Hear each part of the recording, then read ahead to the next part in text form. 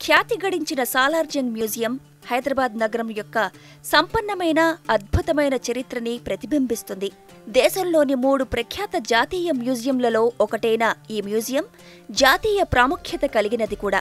Persia, Japan, Europe, north America, China, Nepal, Burma, Egypt మరియు భారతదేశంలోని వివిధ ప్రాంతాల నుండి సేకరించబడిన వివిధ వస్తువులని ఈ మ్యూజియంలో గమనించవచ్చు.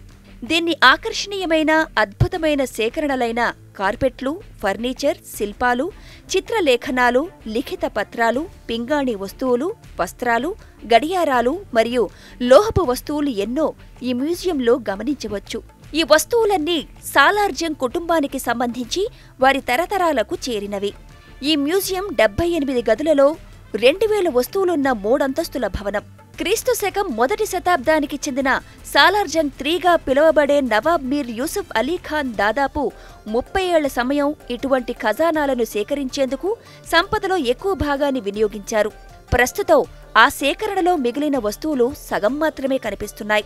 సంరక్షకులు మోసంతో కొన్ని వస్తువులు ఎత్తుకుపోవడం వలన ఆ సేకరణలో సగం మాత్రమే మిగిలాయి. ప్రజల సందర్శనకు ఆంధ్రప్రదేశ్ ప్రభుత్వం 1951 డిసెంబర్ 15 నుంచి అనుమతినిచ్చింది.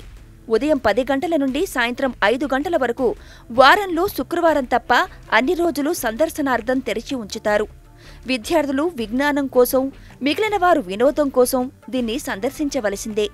ఆకర్షణీయమైన అద్భుతమైన సేకరణలైన కార్పెట్లు, ఫర్నిచర్, శిల్పాలు, చిత్రలేఖనాలు, లిఖిత పత్రాలు, పింగాణి వస్తువులు, వస్త్రాలు, గడియారాలు మరియు లోహపు వస్తువులు ఎన్నో ఈ మ్యూజియంలో గమనించవచ్చు.